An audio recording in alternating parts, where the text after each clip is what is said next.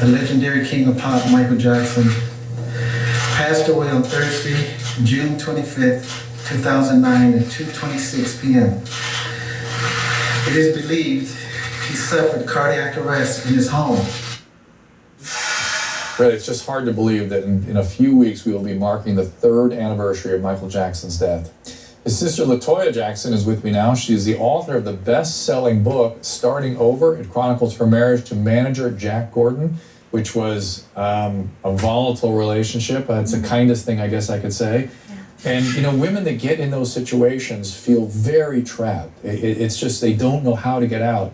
It's astonishing that you found the courage to do so. Where did you get the courage to leave Jack Gordon? No, Dr. Drew, you're absolutely right. You get in these relationships and you don't know how to get out. You don't know what to do. You don't know who to call or who to tell. And you feel responsible. You feel like it's your fault. You feel, well, they make you feel that way. They make you feel as if you've done something wrong. You're not listening to them, what they want you to do. And that dependency of them saying, if you don't do it, I will do this. I will kill you, or I will kill your brother. Anything like that. Or if you don't do it, you have to say what I'm telling you to say. Things of that nature. I think what they do, people to me of that nature are weak people.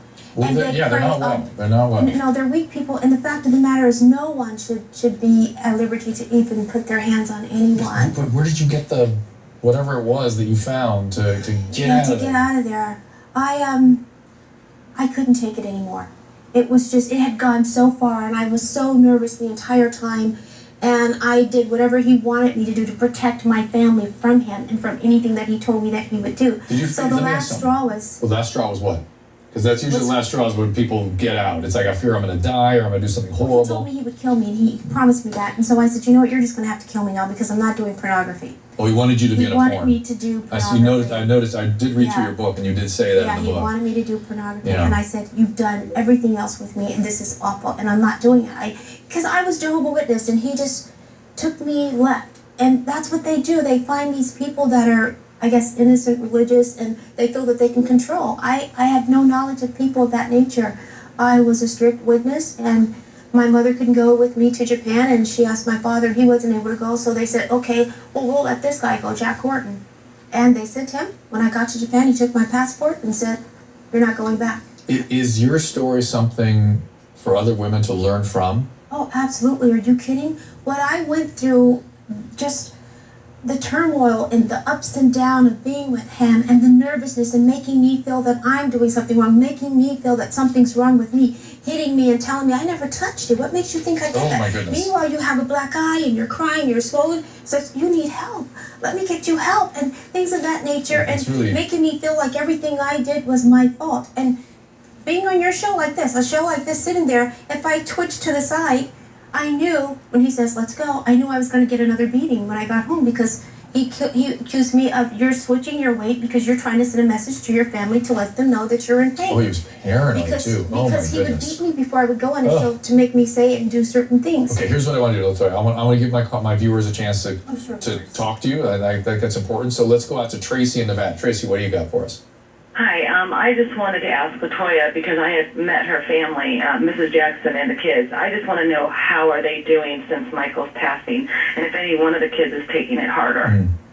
You know, they're doing very, very well. I am so proud of Michael's kids. They're very resilient. I guess Paris is going to be on Oprah tomorrow, right? Yeah, she is. She seemed very poised. I think it's tomorrow or Sunday, one of these days. But no, she is. They're just lovely kids, and they're coming along so well, and I'm very proud of them. I'm very happy for them. Who from the family is involved in there? There's some pictures of them now. Boy, they're great-looking kids. Yeah, they're sweet. And who's sort of the primary caretaker in their lives now? It's my mother. Mom. My mother. She's right there with them every day. And as a matter of fact, I just got off the phone with Prince just before I came here, and he's such a wonderful kid. He's doing so great in school. I'm so proud of him. He's straight A's. Tracy, was there other questions you had?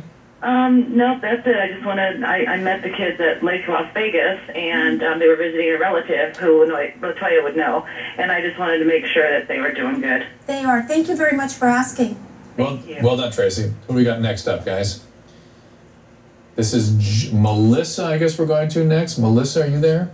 Yes, I am. Hey, there you are. What's up? Hi, Dr. Drew. I love your show. Thanks, Melissa. Hi, LaToya. I want to let you know that it is an honor and a privilege to speak to any Jackson family member. I loved your brother as a person and an entertainer, and I still love him to this day and miss him. And I wanted to find out what inspired you to write the book.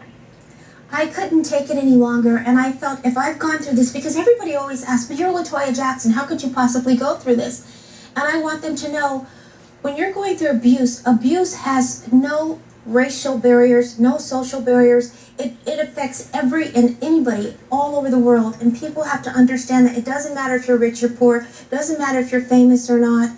People are just cruel people, and I want them to know that you can do something about it. You don't have to endure it as long as I did. I wish I were stronger at that particular time, but I wasn't. For some odd reason, something just clicked in my head, and I was able to just get out. Wish we could bottle that, because so many women, they stay tied up with these men. They still idealize them. They still feel responsible for them. Dr. Drew, you know as well as I do, it's very, very difficult to do, because what It's they're impossible, doing is yeah, I that know. they're controlling you. They control your thoughts. They Yeah. brainwash you. And a lot of them get stuck in this sort of, or in that category of women who love too much. You know, they idealize the guy and they feel Right, responsible. right. And women who are caretakers. Let's go to Jane in California. Jane, what do you got for me? Hi, Dr. Drew. Hi, Hi, Jane. LaToya. Hello. I want to ask a question. First, I really respect what you're doing now. But I remember the press conference in the early 90s when you alleged that Michael was a child molester. Yes, and I wondered how you were able to make amends with him after that. I think if I were Michael, I'm not sure if I could ever forgive that. And then there was a whole story around that, too. That was another Jack Gordon production. Yeah, when you read the book, you will understand it clearly. My mother, she knew exactly what was going on. My brother, Michael, when I finally got a chance to talk to him about it, and he says, you don't even have to tell me. He says, I know you. You're my sister. I love you. I know your heart. I knew it was him, because Michael kept telling me, you got to get away from him. And he goes, he's going to kill you if you don't. I'm thinking, well, he's going to kill you if I couldn't tell him that, because Well, you were afraid he was going to kill Michael. Well, he would tell me that. He Wow. would say, and I knew what he had done. I knew his past. I knew his records. I knew who he associated with, who he knew. Oh. He knew all the guys on Mulberry boy. Street and the whole bit. And so I was trying to protect him. But no, Michael was very fine with that. He goes, I know you. I know your heart. I know it's not you. And I said, I would never do it. I love you. And he goes, no, I love you more. And we just hugged and we cried together about this. Hey, Chris, LaToya, I'm looking at a Facebook question that I'm going to read. I don't want you to feel, now hold it, I don't want you to feel in any way ambushed by this question. It's a rough one. And if you don't want to answer it, please don't. It says, do you feel that you were attracted to abusers because of what you deal with in your childhood? Did your childhood have something to do with it? Was there something that led you, we call these love maps, where you something about your fittedness with your relationships. I know, you had mentioned that before. Absolutely not. And the reason being is because he was put into my life. I did not choose him. Jack Gordon, yes, he was put into my life. So you weren't attracted to him or anything? You didn't seek this out? No, and he married me without my permission. That's in the book as well. I didn't know I was getting married. And he took me off the stage. This is that control factor.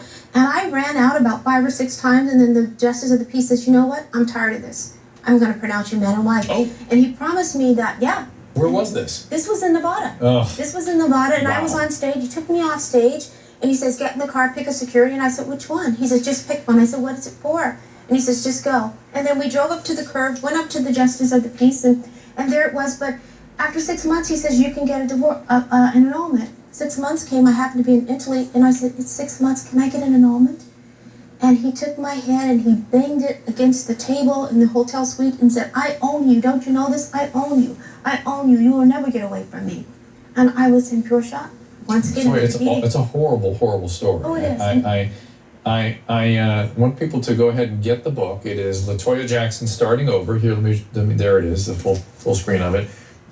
It hopefully will be an inspirational tale for any women that are in a Stockholm-like syndrome where they are identifying with their abuser and wake people up. But for the grace of God, LaToya woke up one day and had enough. And I hope anyone else out there who has any hint of this is sufficiently enlightened by our conversation here tonight and by LaToya's book to get out. Get out as quick and fast as you can. There are callers out there. There are abuse centers that you can go to. There are 800 numbers. There's a national abuse center that you can call, and everybody's willing to help you. I want you women to know that those centers are there for a reason. They're there, and those shelters are there to help you. They're free. Please go to them and get away. They will help you all the way. There you go. With that said, LaToya, I want to say thank you. Thank Good you. luck with the book. Thank you for coming back and visiting us. I will. And next up, I'm going to be addressing anything you guys want to talk about, but sex, drugs,